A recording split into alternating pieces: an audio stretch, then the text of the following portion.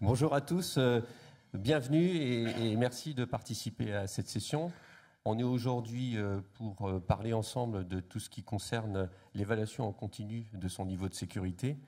Et on a pour objectif d'essayer de répondre à un certain nombre de domaines qui sont assez complexes, in fine.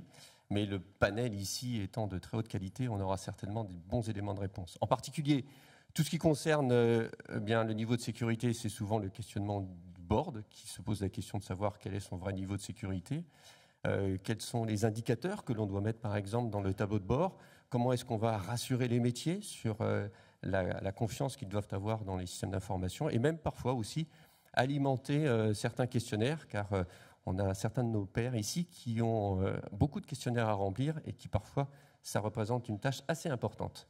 Autour de nous, pour cette table ronde, un panel extrêmement complet avec Eric Antoine, pardon, qui représente la société Thales. Juste un tout petit mot.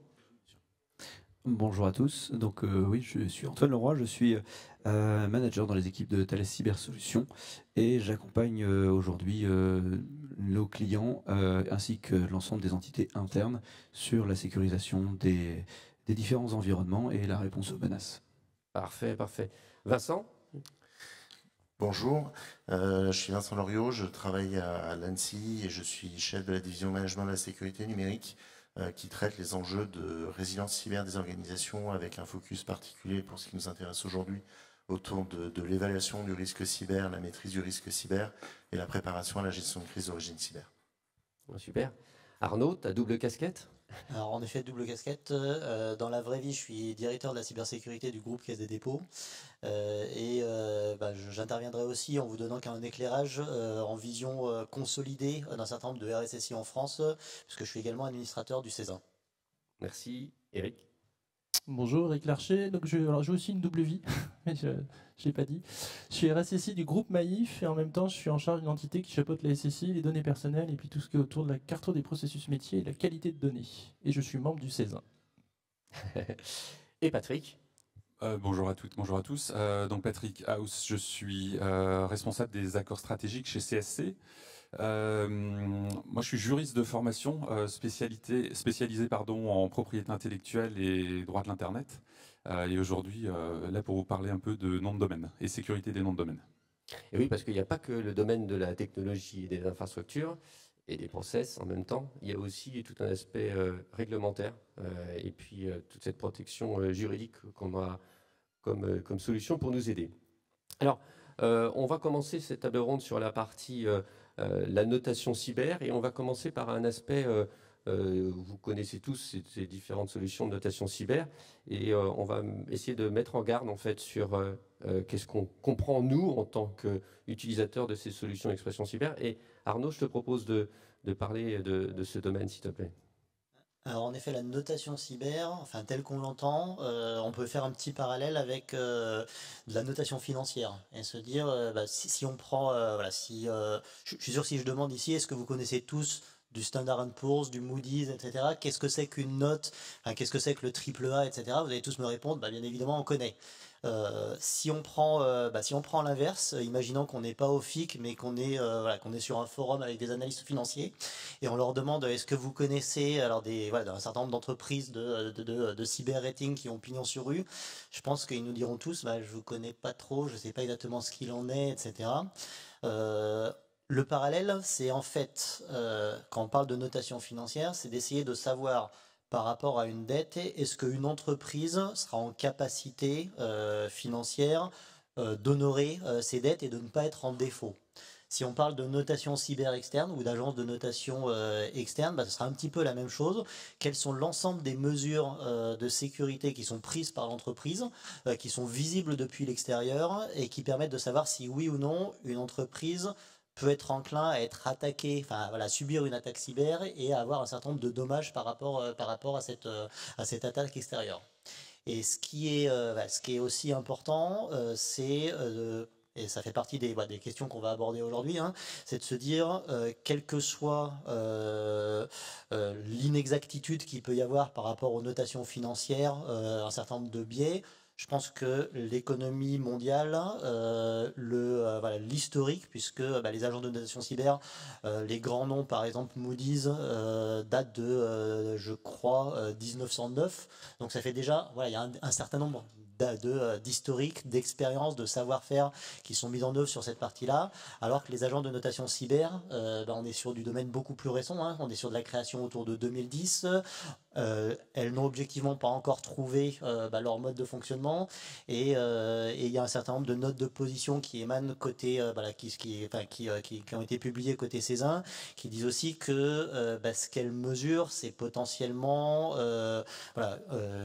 un aspect, donc en l'occurrence la vitrine extérieure, ce qu'on voit de l'extérieur en termes de mesures de sécurité, mais ce n'est pas forcément en lien avec la capacité intrinsèque d'une entreprise à se protéger par rapport à une attaque extérieure. Et Eric, je pense que tu partages un peu cet avis en tant qu'utilisateur. Oui, tout à fait. Je vais même me permettre d'un petit peu approfondir la problématique. Moi déjà, la première fois que j'étais confronté à une notation, c'était dans le cadre d'un contrat d'assurance. Là, on vient avec un rapport d'une société américaine que je ne citerai pas, et on nous dit, voilà, il y a plein de points où vous n'êtes pas bon, etc. Donc on regarde, et puis on se rend compte qu'il y a un certain nombre d'actifs, effectivement, qui sont exposés sur l'extérieur, qui, il y a un logo, effectivement, qui traîne, mais une version de TLS un peu ancienne. Est-ce que c'est vraiment grave ? Moi, je ne suis pas persuadé. Mais malgré tout, à un moment, on s'est dit, ça peut être intéressant, déjà d'avoir notre propre scoring, puisqu'on a le cyberassureur qui vient avec sa note. Nous, on peut dire aussi qu'on vient avec notre note, et on assume ce qu'il y a derrière. Et de pouvoir un peu challenger la vision du cyberassureur, d'une part, et d'autre part, ce qu'on y voit aussi comme intérêt, c'est vrai que ça permet de donner une vision un peu macro, mais vraiment macro, hein, j'insiste sur ce point-là, ce qu'on appelle la posture de sécurité externe, c'est-à-dire par rapport à des critères, parce que sans rentrer trop dans les détails, on n'a pas le temps, mais ce genre de solution regarde justement la configuration des certificats TLS, la configuration des relais de messagerie, s'il y a des failles. Alors encore failles, on peut en discuter, parce que c'est une vision externe liée à une analyse d'une version qui est exposée sur Internet, mais c'est pas parce qu'il y a une version qui s'affiche, d'ailleurs elle n'est pas forcément la bonne, hein, parce qu'on peut s'amuser à mettre des fausses versions avec des reverse proxy notamment. Bon, tout ça pour dire que pour moi le scoring en tant que tel, il est intéressant plutôt dans une vision dynamique, hein, pour voir l'évolution de sa note et puis l'impact des mesures de sécurité qu'on peut prendre sur cette posture externe. Et puis l'autre intérêt aussi qu'on a pu constater notamment chez nous, et ça c'était pas du tout prévu, c'est que en mettant en place le dispositif à l'échelle du groupe avec les filiales, on a vu se créer une saine compétition. Et il y a des RSSI de nos filiales d'ailleurs dans la salle que je salue, où il y a une sorte de challenge, et il y a la filiale X ou Y qui a envie de déplacer sa voisine, voire même le siège. Et ça, c'est plutôt intéressant. Voilà, c'est plutôt intéressant. Mais après, on pourrait parler des algorithmes, de la transparence, l'impact d'une modification sur le score qui parfois peut être fort, on ne comprend pas toujours. Enfin, bon. Voilà, donc ce genre de choses, pour nous, est un outil parmi d'autres. On verra qu'il y a d'autres façons d'évaluer cette posture, que ce soit en interne ou en externe. Oui, tout à fait. Et Antoine, on parle aussi d'analyse de la surface externe avec ce genre d'approche ? Alors oui, bien sûr. L'objectif finalement d'avoir une notation qui est pertinente, c'est que cette analyse de la surface doit être faite et drivée par du risque. Et aujourd'hui, les outils, si on rentrait forcément dans la technique, nécessitent d'être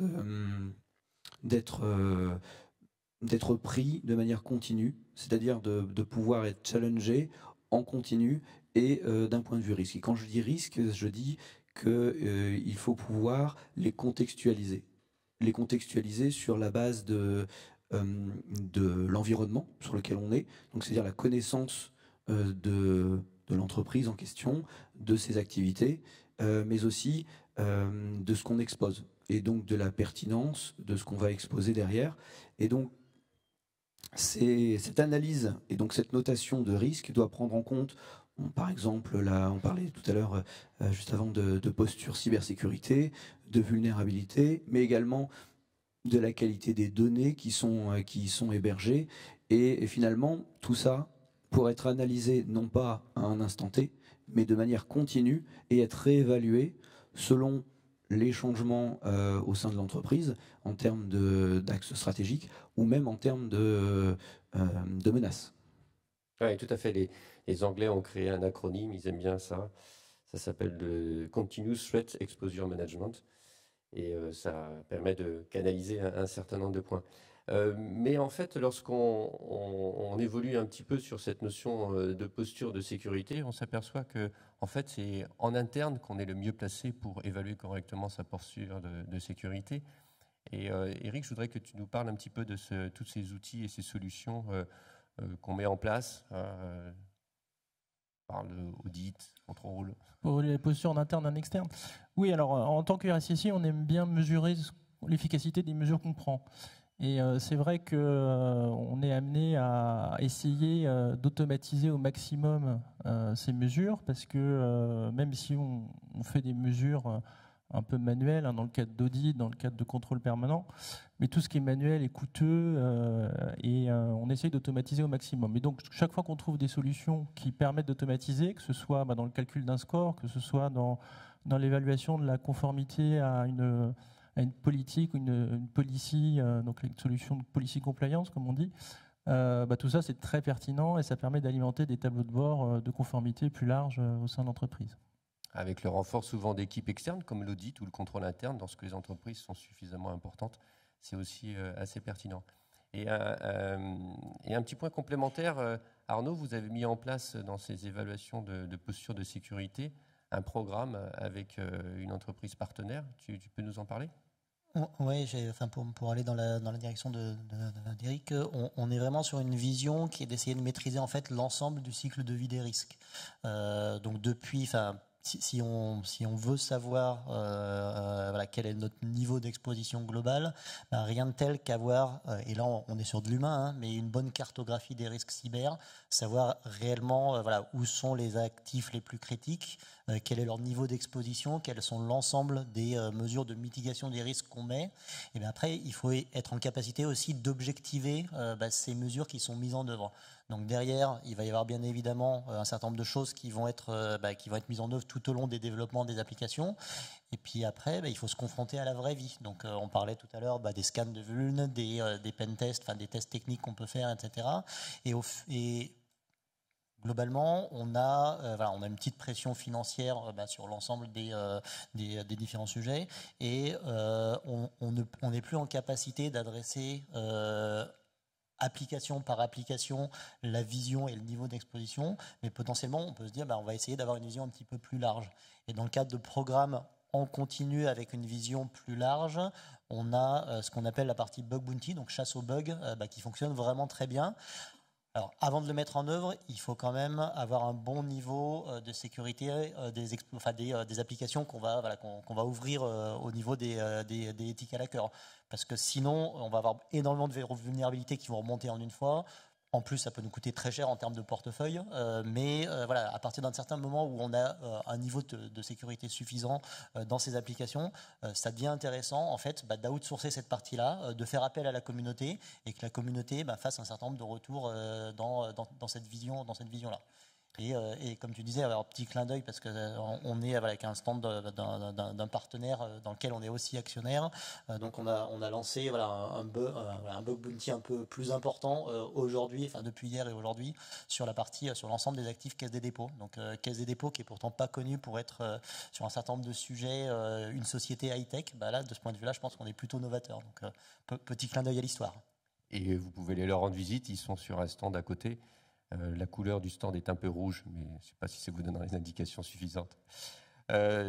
Super. Effectivement, il y a aussi un autre point complémentaire. Vincent, je voudrais que tu réagisses par rapport à l'interaction qu'il y a sur justement cette posture de sécurité avec les partenaires que sont les SOC, les CERT, où là il y a une position importante de l'ANSSI. Il y a un véritable enjeu en fait de bien prioriser les actions, le champ d'action par rapport à la cartographie de risques d'entreprise pour pouvoir éviter de se perdre dans des actions qui seraient trop chronophages et moins exposées.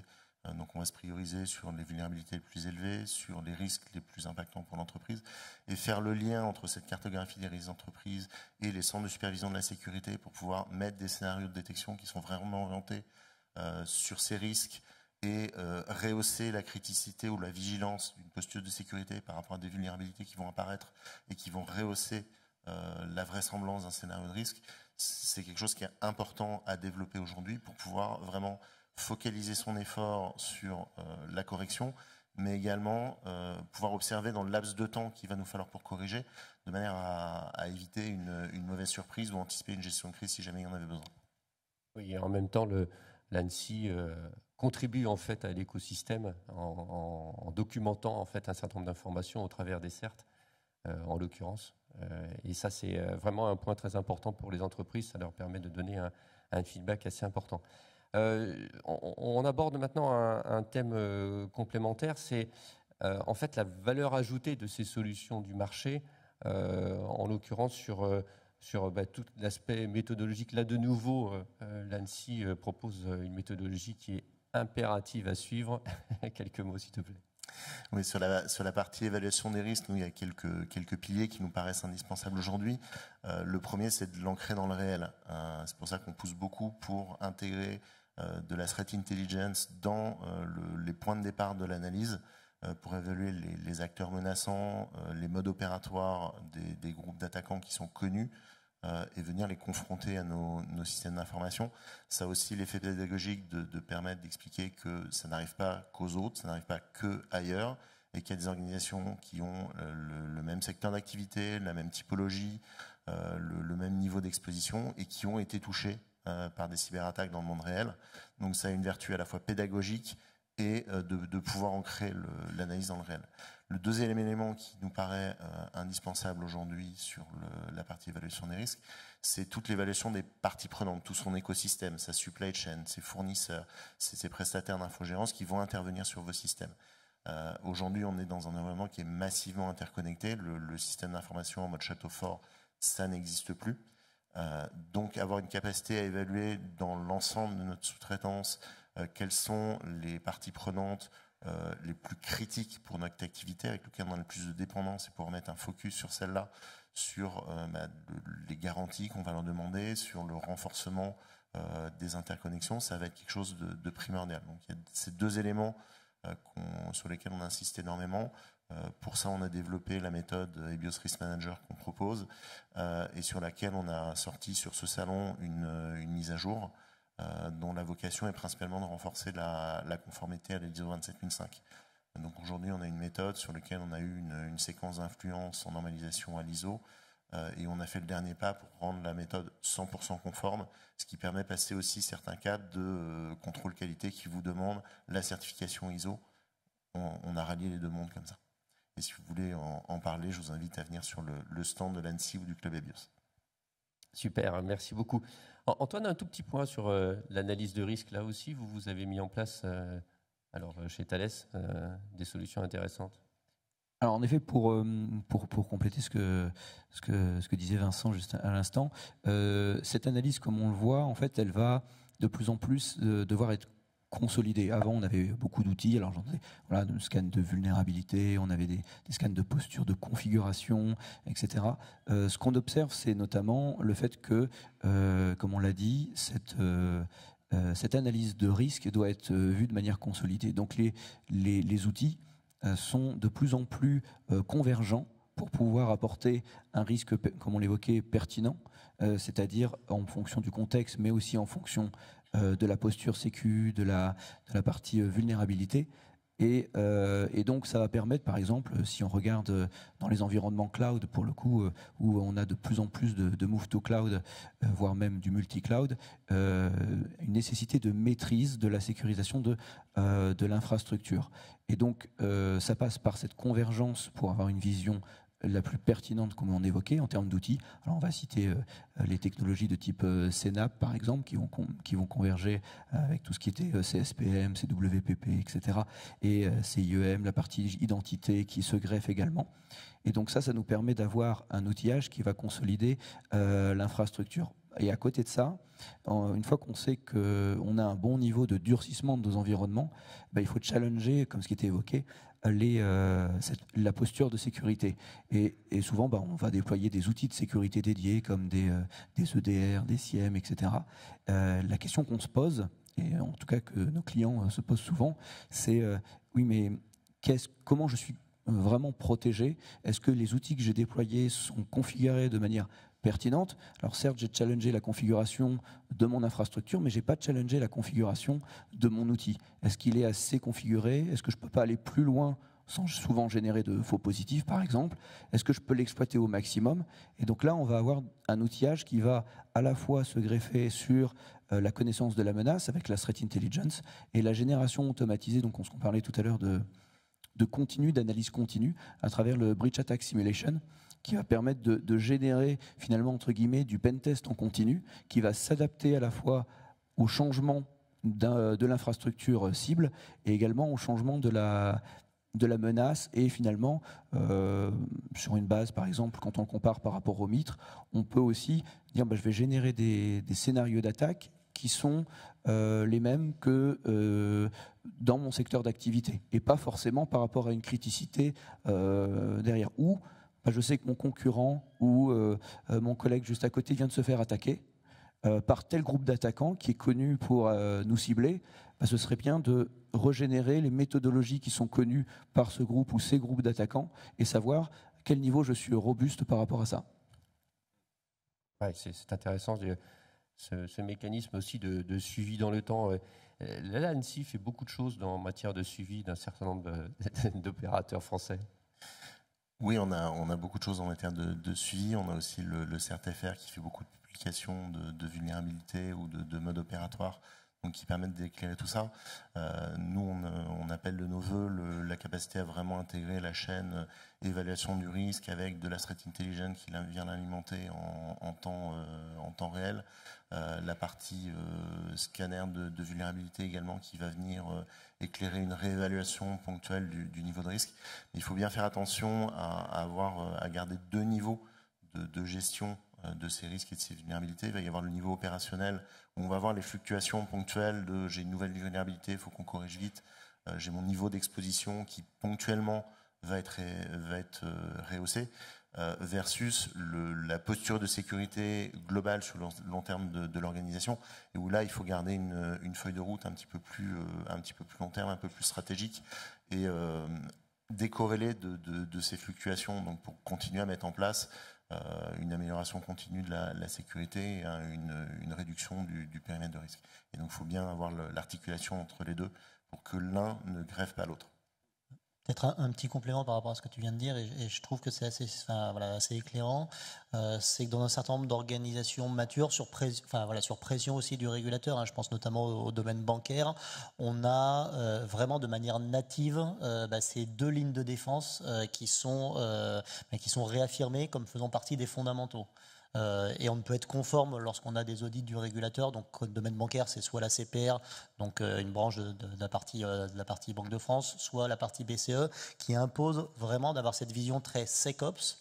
Et donc là, on est sur de la gestion, comme tu disais, en temps réel, toute la partie patch management, dès qu'il y a une vulnérabilité qui sort, la partie supervision, donc Security Operations Center, la partie réponse à incident, elle est vraiment sur de la sécurité opérationnelle, versus une deuxième ligne de défense, où là, on est davantage sur une vision risk management, et donc cartographie des risques, identification des différentes mesures qu'on met en œuvre sur du long terme, et c'est pas parce qu'à un instant T on utilise un produit qui va être exposé avec un niveau de CVSS très élevé on ne va pas être dans la continuité en version asymptotique sur l'atteinte des différents objectifs. Et on a vraiment ces deux lignes de défense qui cohabitent, qui vivent ensemble, qui effectuent un retour vis-à-vis du management par rapport au niveau de sécurité global et qui permettent de progresser dans la durée.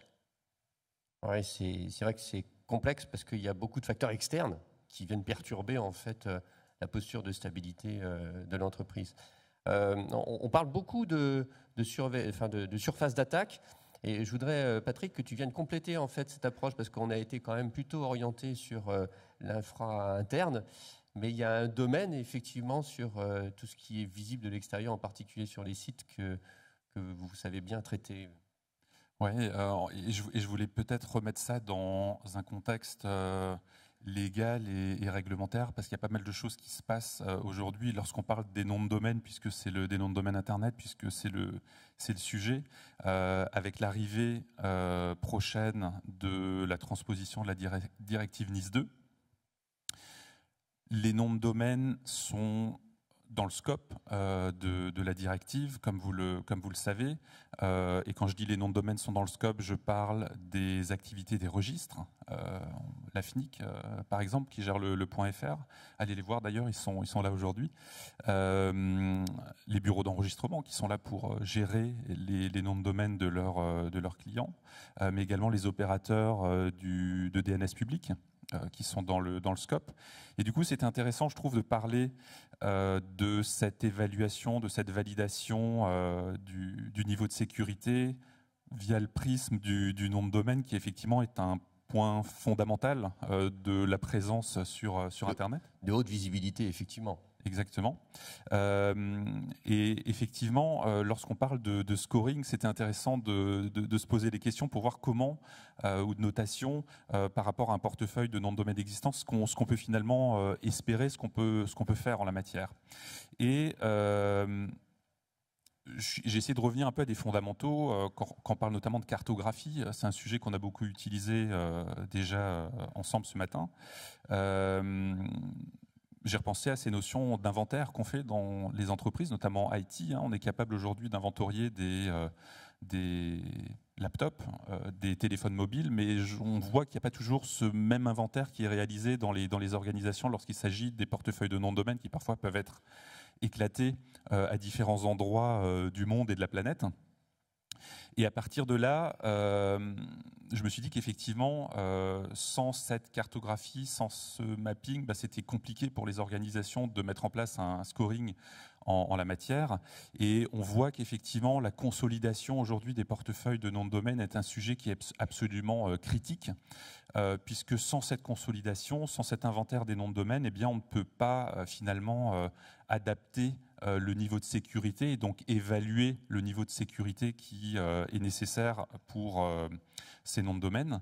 Et alors moi, mon proverbe préféré dans le domaine de la cybersécurité, c'est un proverbe d'un philosophe grec pré-socratique. Vous irez le chercher, vous allez le retrouver très facilement sur les réseaux, qui disait « On ne se baigne jamais deux fois dans le même fleuve ». Et c'est vrai qu'à partir du moment où on a effectué tout le travail de consolidation d'un portefeuille de noms de domaine, eh bien, on a besoin d'effectuer ce travail de mise en place de dispositifs de sécurité dans un portefeuille de noms de domaine, en l'adaptant finalement au fil de vie de ce portefeuille. Parce qu'un nom de domaine qui est critique à un instant T peut ne plus être critique à un instant T plus 1 et inversement. Donc il y a un réel travail à faire là-dessus. Donc ça, c'est un premier point, cette consolidation. Et à partir de là, effectivement, on peut évaluer le niveau de sécurité. Il y a des outils qui existent pour faire cela et ajuster en permanence le niveau de protection. On peut s'intéresser au trafic DNS, on peut s'intéresser à la présence de certificats, de MX et autres qui vont permettre d'ajuster finalement le niveau de sécurité dont on a besoin. Le deuxième élément paraît dans un contexte toujours un petit peu réglementaire et légal dont je voulais vous parler, c'est l'ICANN, donc l'organisation qui régule le nommage et l'Internet dans le monde, donc cette association de droit californien, qui aujourd'hui, et il y a d'ailleurs une réunion à Paris tout début mai qui tombe en plein sur nos jours fériés, donc je pense qu'il n'y aura pas énormément de Français qui vont y assister, mais le reste de la planète sera là. Mais on est en train en ce moment de discuter du prochain round de candidature pour mettre en place sa propre extension Internet. Avoir sa propre extension Internet, c'est différent d'avoir un .com ou un .fr. Avoir sa propre extension Internet, c'est prendre un bout de l'Internet et avoir un contrôle maximum sur ce qu'il s'y passe en y définissant ses propres règles. Et je pense que et ce prochain round de candidature donc, va être ouvert par l'ICANN vraisemblablement en avril 2026. Donc avril 2026, c'est demain. Et je pense qu'aujourd'hui, en tant que professionnel de la cybersécurité, on va devoir se poser des questions justement lorsqu'il s'agit de surface d'attaque externe, de protection, de niveau de sécurité, si finalement la mise en place de ces nouvelles extensions dans des organisations ne serait pas finalement une solution adéquate pour maîtriser totalement cette cartographie des noms de domaine dont on a besoin pour correctement exister sur Internet. Oui, tout à fait, parce que choisir un .com, c'est pas pareil que choisir un .fr, par exemple. Alors, choisir un .com et un .fr, si on est à peu près sur le même niveau, on va dire, de fonctionnement, d'utilisation et de dispositifs de sécurité qu'on peut appliquer. En revanche, choisir un Hermès, parce que Hermès a créé lors du premier round son Hermès, Apple l'a fait également, Barclays l'a fait, BNP Paribas l'a fait et d'autres l'ont fait, SNCF et ainsi de suite. Là, pour le coup, on a une visibilité et un contrôle sur l'ensemble de la chaîne du nom de domaine, puisqu'on devient soi-même registre de sa propre extension et on en devient également le bureau d'enregistrement. Donc finalement, on a cette dépendance à des acteurs tiers qui est nettement moins importante ou qui n'existe carrément plus, puisqu'on a un contrôle entier sur son périmètre, sa cartographie, et on peut venir effectivement mettre en place des règles de gouvernance, de sécurité pour protéger tout le dispositif. Je vais vous raconter une petite histoire alors de mon expérience passée, puisqu'avant j'étais en fait directeur de la cyber côté Orange, et c'est vrai que enfin on a l'impression que des organismes comme l'ICANN, etc., qui sont des organismes de normalisation, finalement ne jouent pas forcément un rôle très important, ou en tout cas on le voit pas dans notre vie de tous les jours, et il se trouve que en fait si on a beau bien maîtriser l'ensemble de son périmètre de sécurité, de sa surface d'attaque, il se peut en fait qu'il y ait des attaques qui viennent totalement de l'extérieur parce qu'il y a des faiblesses dans un certain nombre de fournisseurs. Et la partie telco en est vraiment un exemple très important. Alors non pas parce que les telcos sont mal sécurisés, bien évidemment, mais parce qu'ils reposent sur un certain nombre de fondamentaux qui sont des fondamentaux qui ont été posés il y a de ça 25 ans, 20, 25 ans, etc. Et c'était à l'heure où la cybersécurité n'était pas aussi active. Donc si on prend deux exemples tout bêtes, comment faire en sorte de très facilement en fait envoyer, enfin usurper des identités de SMS, enfin d'envoi de SMS sur un téléphone portable. Il faut pas le faire lorsque le téléphone est connecté en 5G. Donc en fait il faut essayer de forcer en fait le téléphone à baisser en termes de gamme de fréquence, et dès qu'il arrive en 2G, enfin sur la partie Edge, c'est beaucoup plus simple parce que les protocoles sont très ancien, donc c'est très simple en fait de pousser un certain nombre de choses et d'usurper l'identité et de se faire passer pour quelqu'un qui a envoyé ce SMS. C'est beaucoup moins facile sur les nouvelles technologies.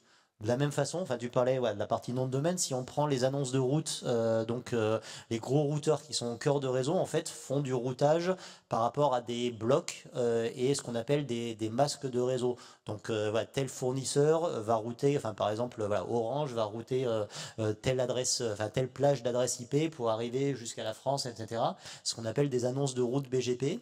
Et en fait, il peut y avoir des phénomènes du BGP hijacking. Il suffit sur Internet qu'un autre opérateur, potentiellement un opérateur malveillant, annonce une route plus petite. Donc du coup, un domaine de bloc qui va être routé plus petit pour que, en fait, naturellement, tous les autres opérateurs qui sont interconnectés avec cet opérateur-là vont distribuer l'ensemble du trafic sur cette partie. Donc si vous voulez récupérer la totalité du trafic d'une entreprise, vous récupérez l'adresse de cette entreprise, vous faites passer pour l'annonceur de cette route-là, et vous avez tout le trafic qui va arriver chez vous. La plupart du temps, ça se fait par erreur. Le dernier qui a fait une erreur aussi grossière, c'est Google qui a annoncé des routes de Verizon, et ils ont pris sur l'ensemble de leur trafic la totalité du trafic d'un opérateur. Même Google n'a pas tenu, hein. Leurs serveurs sont tombés. On a quelques cas concrets de vraies attaques sur des assets bancaires.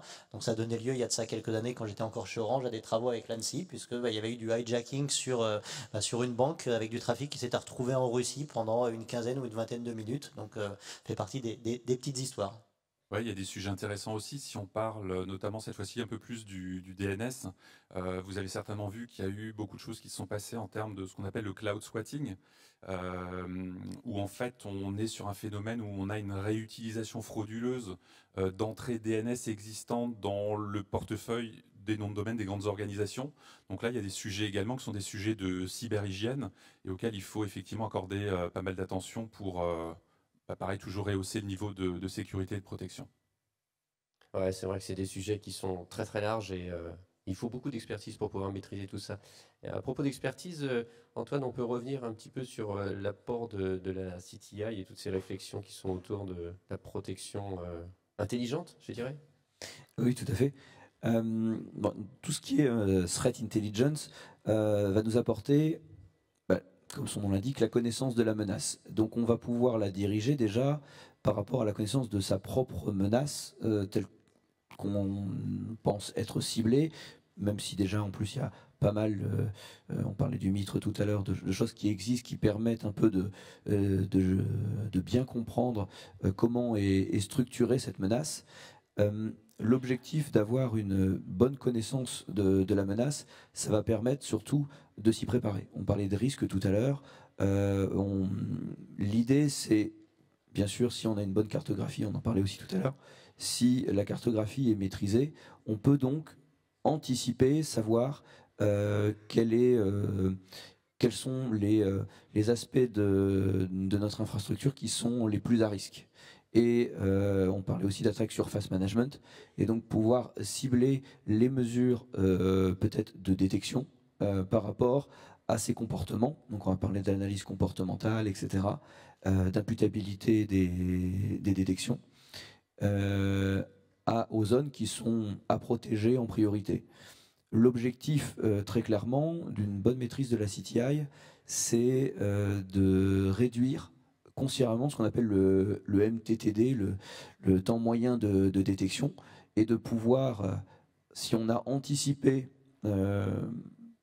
les différents aspects par lesquels on est menacé d'un point de vue technologique ou humain, organisationnel, de pouvoir bien mieux identifier la remédiation à apporter, et donc aussi diminuer ce qu'on appelle aussi le MTTR, le temps moyen de réponse. Et donc ça va permettre de maîtriser nos environnements, et surtout, finalement, quand on fait de la sécu, ce qui est finalement le plus pertinent, c'est pas forcément d'être le plus juste, mais d'être le plus réactif. Et ça, c'est vraiment un des grands changements des dernières années pour tous ceux qui font de la sécu ici. C'est qu'avant, on était dans des projets en cycle en V où les experts sécu arrivaient, on va dire, à la toute fin pour faire leur petit audit, tamponner, ok, c'est bon, j'ouvre mon firewall quand j'ai accepté que c'était bien sécurisé. Alors maintenant, avec le cloud ou avec des services qui sont directement exposés, c'est plus possible. Et ce qui fait que le boulot de tous les experts cyber, c'est surtout d'être en capacité de détecter rapidement et de corriger rapidement. Oui, ça contribue énormément en fait à la posture de sécurité. L'analyse de la menace, c'est un petit peu un rêve de temps en temps, parce que c'est comme si on se disait, mais voilà, on va empêcher qu'il y ait une première intrusion. Ça, c'est vraiment un objectif fort. Et il y a pas mal d'outils, il y a pas mal de solutions qui sont en train de se mettre en place là-dessus. Vincent, on peut revenir un tout petit peu sur cet aspect de surveillance contractuelle que vous opérez au travers de certains opérateurs? Alors, la surveillance contractuelle, c'est pas forcément celle qu'on opère, mais c'est plutôt celle qu'on va recommander de mettre en œuvre, voire même imposer, quand on prend la directive NIS2, qui va imposer à l'ensemble des opérateurs régulés des exigences de sécurité, mais également de les cascader sur leur chaîne de sous-traitance, parce qu'ils resteront in fine responsables, un petit peu à l'image du RGPD, où on reste responsable de la finalité du traitement. Là, il va y avoir une responsabilité à cascader sur votre chaîne de sous-traitance, et vous ne pourrez pas vous dégager de cette obligation de niveau de sécurité globale de votre activité sous prétexte que vous l'avez externalisé pour tout ou partie. Donc pouvoir décliner vos exigences de sécurité vers les sous-traitants, y compris la mesure de la surface d'exposition, c'est des choses vers lesquelles vous allez être encouragé à aller demain, de manière à pouvoir maîtriser de bout en bout votre niveau de sécurité. Il y a un enjeu d'intégration de cette dimension sécurité dans le processus achat également. Aujourd'hui, on a beaucoup de processus achats qui vont se focaliser sur l'offre la moins disante, sans prendre en compte le niveau de sécurité de la chaîne de sous-traitance. Et aujourd'hui, avec la directive NIS2, enfin demain, on y est presque, vous aurez la responsabilité in fine du niveau global. Donc vous serez obligé de mettre en place les mesures compensatoires pour pallier l'écart entre le niveau de sécurité de votre sous-traitant et votre niveau de sécurité, de manière à emmener votre service au bon niveau de sécurité. Donc réfléchir dans les process achats en coût global de la sécurité entre ce que votre sous-traitant va vous offrir et ce que vous allez devoir mettre en place pour compenser ou réélever le niveau de sécurité s'il est insuffisant pour être conforme à la directive notamment, ça doit être la bonne manière de réfléchir dès maintenant pour être prêt à gérer cette sécurité.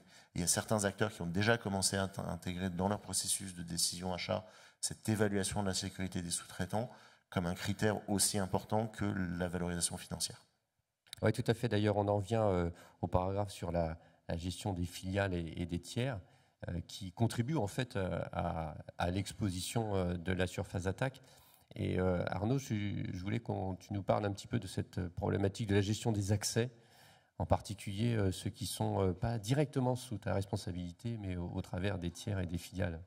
Donc Vincent a sorti sa carte Nice 2, donc moi je vais sortir ma carte Dora. Donc Dora pour tout le monde c'est le petit frère ou la petite sœur plutôt de Nice 2 sur le domaine bancaire. Et je trouve que c'est intéressant parce qu'en fait il n'y a pas le mot cyber dans Dora.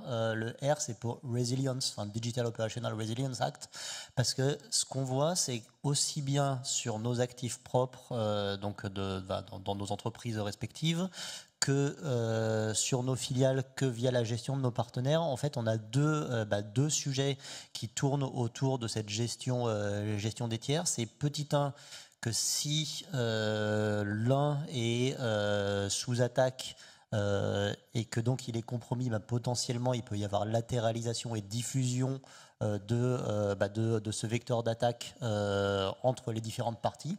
Et vraiment, voilà, que ce soit la maison mère, que ce soit les filiales, que ce soit les fournisseurs.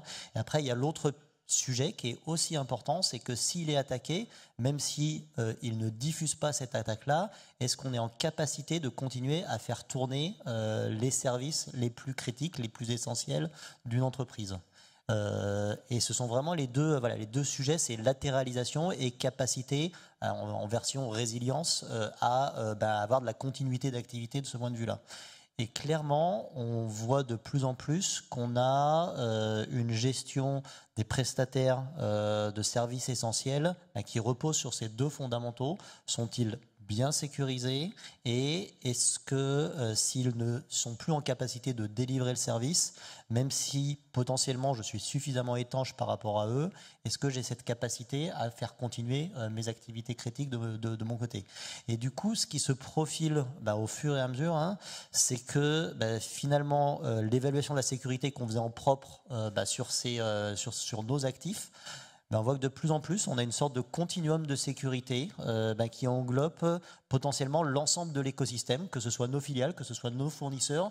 Et finalement, on a presque intérêt à être au même niveau de sécurité et au même niveau de résilience. Et je tiens au fait qu'on adosse vraiment les deux sujets l'un à côté de l'autre pour être en capacité de poursuivre ces activités en mode nominal comme dans l'adversité. Et ça, c'est vraiment un sujet cette juxtaposition des deux et cette notion de continuum, c'est quelque chose qui est en train de se profiler. Avant, on avait clairement des choses qui étaient totalement séparées. On envoyait des questionnaires à nos fournisseurs, ils nous répondaient par rapport à ces questionnaires.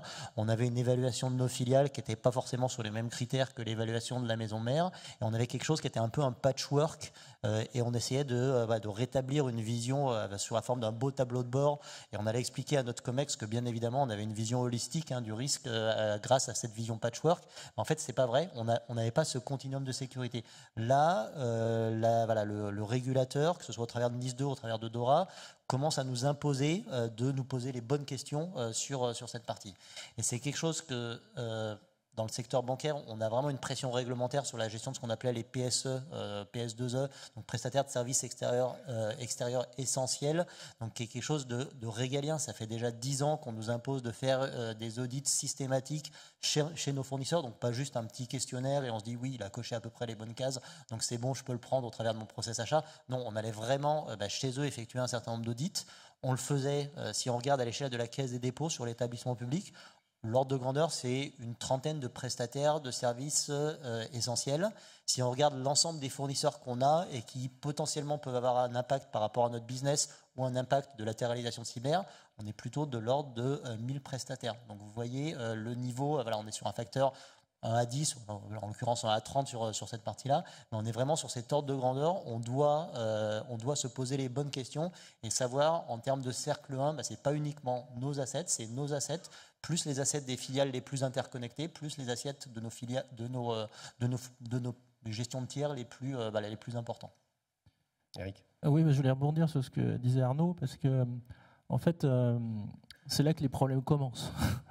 Parce que effectivement, quand on était sur un périmètre de sous-traitants un peu à taille humaine, si je puis dire, on pouvait gérer éventuellement dans un tableau Excel, même si on avait de l'outillage, c'était encore gérable. Là, effectivement, quand on va se retrouver sur un grand groupe avec des centaines ou des milliers de sous-traitants qui potentiellement, en cas de défaillance, peuvent impacter une activité Et en cascade. et en cascade sensible et critique de l'entreprise, là, ça devient très compliqué. Ça devient très compliqué en termes de méthodologie.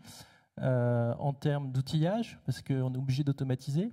Et puis, je voudrais juste quelques instants m'arrêter de l'autre côté de la barrière, parce que ceux qui sont nos fournisseurs, ils voient Dora et NIS2 arriver avec angoisse, en disant on va avoir plein de clients qui vont nous demander plein de choses en même temps, on ne va pas pouvoir y arriver, notamment pour les plus petits. Et c'est là, je pense qu'on a déjà discuté avec certains de nos confrères et partenaires.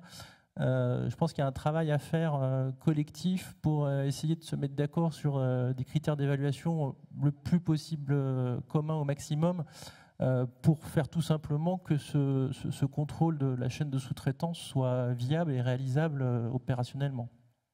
Au-delà du fait qu'effectivement, lorsqu'on a une entreprise qui est vraiment internationale, parfois, elles ont elles-mêmes des filiales qui ont d'autres filiales qui créent des sites internet qui arrivent comme ça et qui viennent rentrer dans la surface d'exposition de l'entreprise, qui devient un peu plus compliqué à gérer.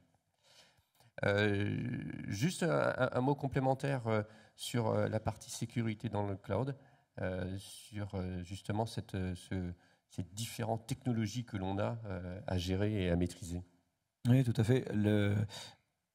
Ce que vous disiez sur les gros groupes, Thales en est un, et donc le nombre de filiales et le nombre de sous-traitants est exponentiel. Et donc l'intérêt de cette évaluation de ces tiers est critique, voire crucial, puisque la plupart des risques vont venir de ces tiers. Et ça, c'est une réalité. Donc ça passe en effet par l'analyse, l'évaluation de ces tiers dans ce qu'ils vont exposer, dans le cloud par exemple. Et donc, par rapport à ça, on a deux approches. L'approche, on maîtrise les environnements des tiers et on va les auditer. Donc on va auditer ce qu'ils vont exposer, les systèmes qu'ils mettent dans le cloud, et par rapport à des baselines ou des référentiels tels que le NIS, Dora, etc., quels sont leurs niveaux de maturité, et puis après les engager dans de l'amélioration continue. Mais malgré tout, comme on l'a évoqué, c'est pas forcément toujours maîtrisé, puisqu'il y a on n'a pas la maîtrise globale de tout. Donc la deuxième approche qui est aussi pertinente, c'est un gros sujet aussi au FIC cette année, c'est l'OSINT. L'OSINT peut être aussi une approche pour essayer d'identifier. Donc là, quand je prends le cas du groupe Thales, il est intéressant qu'est-ce qu'on veut protéger, c'est nos données. Et les données, on va essayer de les rechercher sur les sources ouvertes. Et donc indirectement, pourquoi pas quelquefois repérer tel ou tel sous-traitant qui ne respecterait pas certaines règles et qui exposerait peut-être inutilement des données un peu plus sensibles ou de données personnelles ou qui sont liées. Et donc ça nécessite d'être outillé. Ça nécessite forcément d'être outillé, de faire de la recherche en continu. Et sur la partie données dans le cloud, là, l'audit des environnements, on parlait tout à l'heure de CNAP par exemple, pour avoir la posture sécurité et la conformité sécurité associée, et aussi une bonne approche. Bien sûr, ça ne remplacera pas en fait finalement la porte d'entrée par prédilection de n'importe qui, c'est la gestion des identités et des accès. Donc le durcissement de ces accès, on l'évoquait avec le changement de paradigme du cycle en V vers le detect and response. C'est encore plus vrai sur l'accès. Tout ce qu'on met dans le cloud est directement exposé sur Internet par défaut. Si c'est pas bien durci, c'est la vitesse à laquelle on va la détecter et corriger qui va être la plus pertinente sur ce sujet-là. Donc la partie gestion des identités, gestion des accès, authentification forte et critique. Et bien sûr, à minima, ces fameuses données sensibles qui pourraient y être hébergées doivent être chiffrées proprement. Oui, parce qu'au travers de l'OSINT, il y a une approche qui est non seulement en fait sur les entreprises, mais aussi sur les personnes, et ce qui est un autre axe de vulnérabilité, malheureusement. Je voulais revenir, Vincent, un petit peu sur cette partie, l'homonisation et quelques mots sur une bonne gouvernance en matière de contrôle et de gestion de tout ça. En fait, il y a une nécessité d'outiller, d'entraîner, de mettre en œuvre un certain nombre de choses de manière à ce que la volumétrie de sous-traitants, de vulnérabilité, d'alerte ne vienne pas noyer l'organisation. Donc la capacité à vraiment filtrer et s'appuyer sur l'outillage est indispensable, mais ça n'enlève pas l'importance de l'humain dans la boucle. La formation, l'entraînement, la sensibilisation des acteurs à gérer des situations de crise potentiellement reste indispensable. On a publié récemment le panorama de la menace qui montre que malgré toutes les mesures qui sont en place, c'est pas infaillible. Il y a des attaques qui réussissent, qui peuvent mettre à genoux des sous-traitants, des organisations. Et du coup, se préparer à la crise, c'est aussi un élément qui est indispensable. Donc pour ça, avoir un dispositif de gestion de crise qui va être capable de gérer les crises d'origine cyber au sein de l'organisation, c'est un prérequis, mais qui va prendre également la notion d'entreprise étendue avec des défaillances de ses sous-traitants critiques. C'est quelque chose qui est indispensable. Donc mettre en place des dispositifs d'entraînement avec des exercices qui peuvent être des exercices sur table ou des simulations un peu plus poussées qui jouent la défaillance de sous-traitants critiques, soit en huis clos au sein de l'organisation, soit en impliquant ces sous-traitants également pour jouer ces situations. Ça permet aux dirigeants d'avoir les bons réflexes au bon moment et de pouvoir déclencher des modes dégradés pour éviter que l'attaque se propage et devienne catastrophique, et pour pouvoir remonter plus vite des systèmes fiables et robustes et assurer une continuité d'activité. Et c'est des éléments qui sont poussés dans DORA, qui sont également poussés dans la directive NIS 2. Il y a tout un pan autour de la résilience, de la gestion de crise, qui impose la mise en place de dispositifs de gestion de crise et d'avoir un plan d'entraînement à ce niveau-là. Donc ça, c'est un élément qui est indispensable aujourd'hui. Ouais, il y a une super documentation qui a été produite par l'ANSSI d'ailleurs, que vous devriez tout savoir déjà, en tout cas j'espère. Documentation également des kits d'exercices clés en main qu'on est en train de publier de plus en plus. Ouais, c'est super important. Mais dans le mot gouvernance, il faut aussi entendre le contrôle. Le mécanisme de gouvernance étant un principe qui englobe beaucoup trop de choses, mais quand on va aller vraiment dans le détail, il y a quand même des points précis sur lesquels il faut faire attention, cette problématique de contrôle par rapport à l'orientation qui est choisie. On aborde le dernier point de cette table ronde où on va parler plutôt l'apport de l'intelligence artificielle. C'est quand même un sujet qui fait un peu le buzzword en ce moment. Et en l'occurrence, dans toute cette partie, comment est-ce qu'on peut faire pour utiliser cette nouvelle solution d'outils pour nous aider à améliorer notre posture de sécurité? Arnaud, je te propose de commencer ce dernier domaine. Comme tu dis, buzzword, mais on va peut-être revenir un peu sur la façon dont on l'utilise ou dont on l'a déjà utilisé au niveau d'un certain nombre d'équipes de sécurité. Je pense notamment aux équipes de sécurité très opérationnelles. Il n'y avait pas la veille avant que ChatGPT soit révélé au monde, on faisait rien, et puis le lendemain on s'est réveillé et hop, on fait tout. C'est pas comme ça dans la vraie vie, voire même l'apport des LLM, donc la partie large language model en termes d'IA sur la la partie cybersécurité, c'est pas forcément ce qui est le plus important, même si c'est le buzzword depuis à peu près 12 mois. Ce qu'on voit en termes de cyber, c'est que avant, on était vraiment sur des outils, des produits ou des services qui avaient une vision déterministe du monde. Si je prends un antivirus classique, si j'ai la signature du virus associé, quel qu'il soit, qui sonne, alors l'antivirus va se déclencher et il va bloquer cette partie-là. On est de plus en plus dans des catégories et dans des générations qui migrent de la partie antivirus classique vers de la partie EDR, Endpoint Detection and Response, qui font en sorte, certes, ils ont une base connue en termes de signature, mais ils détectent aussi des comportements anormaux, et à partir du moment où il va détecter un comportement anormal, de suite, il va réagir avec plusieurs possibilités vis-à-vis des opérationnels. Il va juste dire, je lève une alerte et je dis, il y a quelque chose qui se passe, voire même, on peut le configurer pour que, si l'alerte, c'est ce qui se passe au niveau de son ordinateur, de son serveur, etc., est vraiment trop anormal, potentiellement, il peut le bloquer, l'isoler, et faire en sorte que si il a vraiment été infecté, qu'il ne vienne pas infecter le reste du monde. On est exactement sur la même chose en termes de sons de réseau. Avant, on avait des sons de réseau qui n'absorbaient que des IOC prédéterminés. Maintenant, on est sur une vision NDR sur laquelle il y a aussi une vision de détection de comportements potentiellement anormal, avec la possibilité, soit si on est en mode bloquant, de bloquer les flux, ou en tout cas en mode alerting. Donc on est vraiment sur cette juxtaposition à la fois des bases de connaissances qui sont des bases de connaissances